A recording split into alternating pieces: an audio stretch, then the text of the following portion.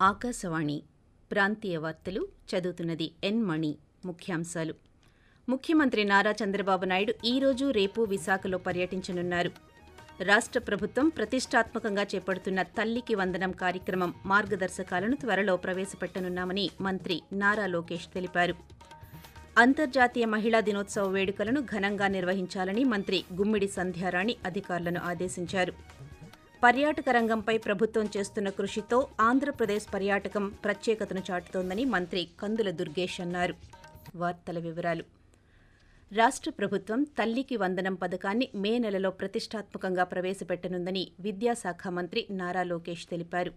శాసనసభలో ఈరోజు ఆయన మాట్లాడుతూ తల్లికి వందనం పథకానికి సంబంధించిన మార్గదర్శకాలను త్వరలోనే విడుదల చేస్తామన్నారు. బడ్జెట్లో 9,407 కోట్ల రూపాయలను ఈ పథకానికి కేటాయించామని, గతంతో పోలిస్తే ఇది 50% అధికమని అన్నారు. ప్రజల ఆకాంక్షలకు అనుగుణంగా ఇంటిలో చదువుకునే పిల్లలందరికీ ఈ పథకాన్ని వర్తింపచేస్తామని మంత్రి లోకేష్ వివరిస్తూ, మిడ్ డే మీల్ లో కానివ్వండి, సంక్షేమ హాస్టల్స్ లో కానివ్వండి, ఈ రోజు ఫైన్ రైస్ కూడా మన ప్రభుత్వం అమలు చేయబోతుంది. ఇంకా మే నెలలో తల్లికి వందనం కార్యక్రమం కానివ్వండి, అన్నదాత సుఖీభావ కార్యక్రమం కూడా అమలు చేయబోతున్నాం. నిరుద్యోగులు మా పైన బాధ్యత పెట్టారు. డిఎస్సి ప్రక్రియ ప్రారంభిస్తాం, ఇప్పటికీ టెట్ పూర్తి చేశామని చెప్పి అది కూడా ఈ నెలలోనే చేస్తామని కూడా నేను నిరుద్యోగులకు హామీ ఇచ్చాను. సో ఇట్లా ఇచ్చిన ప్రతి హామీ మేము ఒక పద్ధతి ప్రకారం నిలబెట్టుకుంటుంది కూటమి ప్రభుత్వం. ప్రైవేట్ ప్రభుత్వం కలిపి 20 లక్షల ఉద్యోగాలు కల్పిస్తామని మేము చెప్పాం. మీరు చూస్తే ఇప్పటికీ 6 లక్షల కోట్ల పెట్టుబడికి మేము ఒప్పందాలు కుదిరించుకున్నాం. అంతర్జాతీయ మహిళా దినోత్సవ వేడుకలను ఘనంగా నిర్వహించాలని రాష్ట్ర మహిళా శిశు సంక్షేమ శాఖ మంత్రి గుమ్మిడి సంధ్యారాణి అధికారులను ఆదేశించారు. మహిళా దినోత్సవ వేడుకల నిర్వహణపై జిల్లాల కలెక్టర్లు, అధికారులతో ఈరోజు ఆమె విజయవాడ నుంచి దృశ్య మాధ్యమ సమావేశం నిర్వహించారు. ఈ సందర్భంగా మంత్రి మాట్లాడుతూ రాష్ట్ర ప్రభుత్వం మహిళలకు ఇస్తున్న రక్షణ, భద్రత, సంక్షేమ పథకాలను ప్రజలకు వివరించాలని తెలిపారు. వివిధ రంగాల్లో రాణించిన మహిళలను గుర్తించి వారిని సత్కరించాలని అన్నారు. మహిళా లబ్ధిదారులను ఎంపిక చేసి రుణాలు, బ్యాంకు లింకేజీల చెక్కులు, ఉపకరణాలను పంపిణీ చేయాలని సూచించారు. రాష్ట్ర ప్రభుత్వం పర్యాటక రంగంపై ప్రత్యేక దృష్టి సారించడంతో ఆంధ్రప్రదేశ్ పర్యాటకం తనదైన ప్రత్యేకతను చాటుతోందని ఆ శాఖ మంత్రి కందుల దుర్గేష్ అన్నారు. జర్మనీ పర్యటనలో భాగంగా మంత్రి ఈరోజు పలువురు పెట్టుబడిదారులతో భేటీ అయ్యారు. అనంతరం పాత్రికేయులతో మాట్లాడుతూ ఆంధ్రప్రదేశ్ పర్యాటక అభివృద్ధి అవకాశాలు, వనరుల గురించి వివరిస్తూ పర్యాటక అభివృద్ధికి ప్రత్యేక కార్యాచరణతో ముందుకు వెళ్తున్నామని తెలిపారు. ఐటీబీ బెర్లిన్ 2025 సదస్సుకు హాజరు కావడం సంతోషంగా ఉందని, అంతర్జాతీయ పర్యాటక పెట్టుబడులను ప్రోత్సహించేందుకు ఈ సదస్సు ఉపకరిస్తుందని పేర్కొంటూ, prioritize development of Andhra Pradesh into a premier global tourism destination. We are focusing on sustainable growth, world-class infrastructure and community-driven tourism development by collaborating with local communities, conservationists and global partners. Andhra Pradesh boasts some of the most pristine beaches in India, including Ramakrishna Beach, Rishikonda Beach and Maipadu Beach, ideal for leisure and adventure. Our coastline is home to luxury resorts, boutique stays and wellness retreats that blend Ayurveda, yoga and other natural waste management programs and responsible wildlife tourism while empowering local artisans and rural entrepreneurs. ముఖ్యమంత్రి నారా చంద్రబాబు నాయుడు ఈరోజు రేపు విశాఖలో పర్యటించనున్నారు. ఈరోజు ఉదయం ఢిల్లీ పర్యటనకు వెళ్లిన ముఖ్యమంత్రి రాత్రి 9:30 ఢిల్లీ నుండి విశాఖపట్నానికి రానున్నారు. రేపు ఉదయం 10:30 గీతం విశ్వవిద్యాలయం ఆడిటోరియంలో జరిగే దగ్గుబాటి వెంకటేశ్వరరావు పుస్తకావిష్కరణ కార్యక్రమానికి హాజరవుతారు. రేపు మధ్యాహ్నం 1:30 విశాఖపట్నం నుండి బయలుదేరి 4 గంటలకు ఢిల్లీకి చేరుకుంటారు. అలాగే సాయంత్రం 5:30 భారత మండపంలో జరిగే రిపబ్లిక్ టీవీ కాన్క్లేవ్లో పాల్గొంటారు. 6వ తేదీ రాత్రి ఢిల్లీలోనే బస చేసి 7వ తేదీ ఉదయం బయలుదేరి అమరావతికి తిరిగి చేరుకుంటారు. ఆకాశవాణి ప్రాంతీయ వార్తలు వింటున్నారు.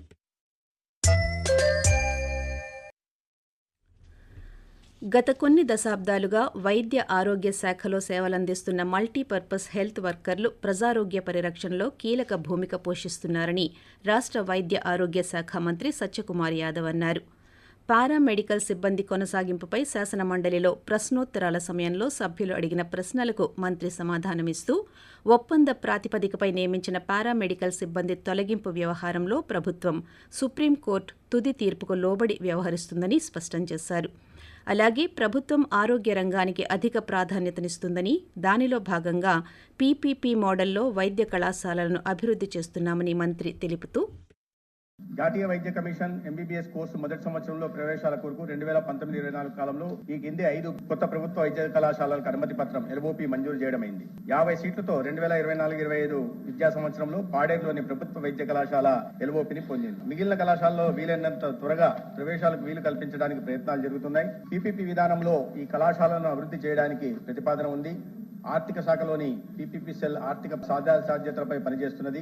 మార్కాపురం, మదనపల్లి, పులివెందుల, ఆదోని, నర్సీపట్నం, అమలాపురం, పాలకొల్లు, బాపట్ల, పెనుగొండ మరియు పార్వతీపురంలలో ప్రతిపాదించిన 10 కొత్త ప్రభుత్వ వైద్య కళాశాలను పీపీపీ విధానంలో అభివృద్ధి చేయడం కోసం గుర్తించడమైంది. రాజధాని అమరావతి నిర్మాణాన్ని త్వరితగతిన పూర్తి చేసేందుకు కూటమి ప్రభుత్వం వ్యూహాత్మకంగా అడుగులు వేస్తోందని విజయవాడ పార్లమెంటు సభ్యుడు కేశినేని శివనాథ్ అన్నారు.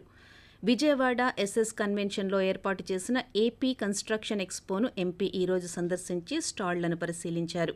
ఈ సందర్భంగా మాట్లాడుతూ, రాజధాని నిర్మాణం పనులు ప్రారంభమవుతున్న తరుణంలో ఇటువంటి ఎక్స్పో నిర్వహించడం సంతోషంగా ఉందన్నారు. మరో 2-3 రోజుల్లో రాజధాని నిర్మాణ పనులకు సంబంధించి టెండర్ ప్రక్రియ ప్రారంభం కానుందని తెలిపారు. నిర్మాణ రంగంలో రావాల్సిన మార్పులు, అదేవిధంగా అమరావతి నిర్మాణంలో భాగస్వామ్యం తదితర అంశాలపై ఈ ఎక్స్పోలో చర్చిస్తారన్నారు.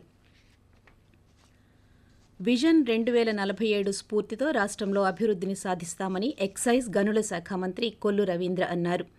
ఈరోజు శాసనమండలిలో మంత్రి మాట్లాడుతూ, 2020 విజన్ ఫలితం నేటి హైదరాబాద్ అని, అదే స్ఫూర్తితో 2047 నాటికి అన్ని రంగాల్లో రాష్ట్రం ఉన్నత స్థానంలో నిలిచేలా చర్యలు చేపడుతున్నామని తెలిపారు. ప్రజా రాజధానిగా అమరావతిని తీర్చిదిద్దుతామని తెలియజేస్తూ, ఇది రాష్ట్ర ప్రజలందరికీ సంబంధించిన రాష్ట్ర సమస్యల మీద మాట్లాడాల్సినటువంటి సభ అధ్యక్ష. ఇది ఆల్రెడీ ప్రజలు వాళ్ళ అభిప్రాయాలు ఇచ్చేది అధ్యక్ష. వాళ్ళ స్టాండింగ్ సింగిల్ రాజధాని అంటే 93% మ్యాండేట్ ఇచ్చి మమ్మల్ని గెలిపించారు అధ్యక్ష. మేము చేయిస్తాం, చేసి చూపిస్తాం. మా నాయకుడు ఇవాళ కాదు 2020 అని విజన్ ఇచ్చినప్పుడు ఇవాళ అదే చంద్రబాబు నాయుడు గారు ఇవాళ హైదరాబాద్ నగరం చూస్తే తెలుస్తుంది. 2047 విజన్ ఇచ్చాం. మా విజన్ అంటే మేము చూపిస్తాం. రాష్ట్రం అందరూ కలిసి అభివృద్ధి ముందు తీసుకెళ్ళడానికి మంచి అవకాశం ఈ వేదికను ఉపయోగిస్తున్నాం అధ్యక్ష. పీఎం సూర్యఘర్ అమలును జిల్లాలో వేగవంతం చేయాలని అనంతపురం పార్లమెంటు సభ్యులు అంబికా లక్ష్మీనారాయణ తెలిపారు. ఈరోజు అనంతపురంలోని ఏపీఎస్పీడీసీఎల్ కార్యాలయంలో పీఎం సూర్యఘర్ ముఫ్త్ బిజిలీ యోజన పథకంపై జిల్లా కలెక్టర్ డాక్టర్ వి వినోద్ కుమార్తో కలిసి ఆయన సమీక్ష నిర్వహించారు. ఈ సందర్భంగా ఎంపీ మాట్లాడుతూ, ఈ పథకం అమలులో జిల్లాని ప్రథమ స్థానంలో నిలిపేలా అధికారులు పనిచేయాలన్నారు. ప్రత్యేక డ్రైవ్ ఏర్పాటు చేసి కేటాయించిన లక్ష్యాన్ని చేరుకునేందుకు కృషి చేయాలని ఆయన సూచించారు. గిరిజన నిరుద్యోగ యువత నుండి సివిల్స్ ఉచిత శిక్షణకు దరఖాస్తులు స్వీకరిస్తున్నామని అల్లూరి సీతారామరాజు జిల్లా పాడేరు ఐటీడీఏ ఇన్ఛార్జ్ ప్రాజెక్ట్ అధికారి డాక్టర్ ఎంజే అభిషేక్ గౌడ ఈరోజు ఒక ప్రకటనలో వెల్లడించారు. రాష్ట్ర ప్రభుత్వం ఆదేశాల మేరకు 100 మంది గిరిజన యువతకు వేపగుంట యూత్ శిక్షణా కేంద్రంలో శిక్షణ అందించనున్నామని తెలిపారు. ఈ నెల 6 నుండి 13వ తేదీ వరకు ఐటీడీఏ కార్యాలయంలో దరఖాస్తుల పంపిణీ, స్వీకరణ ఉంటుందన్నారు. ఆంధ్రప్రదేశ్ ప్రభుత్వం 2024-25 సంవత్సరానికి గాను రైతులకు 50% వరకు రాయితీపై వ్యవసాయ పరికరాలను అందించడానికి నిర్ణయించింది. ఇందులో భాగంగా పార్వతీపురం మన్యం జిల్లాలో 2,47 లక్షల రూపాయలను రాయితీపై రైతులకు అందించనున్నామని జిల్లా వ్యవసాయ అధికారి రాబర్ట్ పాల్ ఈరోజు ఒక ప్రకటనలో తెలిపారు. బ్యాటరీ స్పియర్లు, ఫుడ్ స్పియర్లు, తైవాన్ స్పియర్లు, ట్రాక్టర్ దుక్కి, రోటోవేటర్లు, పవర్ వీడర్లు, పవర్ టిల్లర్లు వంటి వ్యవసాయ పరికరాలను రైతులు రాయితీపై తీసుకోవచ్చని పేర్కొన్నారు. ఆసక్తి కలిగిన రైతులు దగ్గరలో గల రైతు సేవా కేంద్రంలో సంప్రదించాలని ఆయన కోరారు. వార్తలు ముగించే ముందు ముఖ్యాంశాలు మరోసారి. ముఖ్యమంత్రి నారా చంద్రబాబు నాయుడు ఈరోజు రేపు విశాఖలో పర్యటించనున్నారు. రాష్ట్ర ప్రభుత్వం ప్రతిష్టాత్మకంగా చేపడుతున్న తల్లికి వందనం కార్యక్రమం మార్గదర్శకాలను త్వరలో ప్రవేశపెట్టనున్నామని మంత్రి నారా లోకేష్ తెలిపారు. అంతర్జాతీయ మహిళా దినోత్సవ వేడుకలను ఘనంగా నిర్వహించాలని మంత్రి గుమ్మిడి సంధ్యారాణి అధికారులను ఆదేశించారు. పర్యాటక రంగంపై ప్రభుత్వం చేస్తున్న కృషితో ఆంధ్రప్రదేశ్ పర్యాటకం ప్రత్యేకతను చాటుతోందని మంత్రి కందుల దుర్గేష్ అన్నారు. ఆకాశవాణి ప్రాంతీయ వార్తలు ఇంతటితో సమాప్తం. 8 గంటల 30 నిమిషాలకు జాతీయ వార్తలు వింటారు.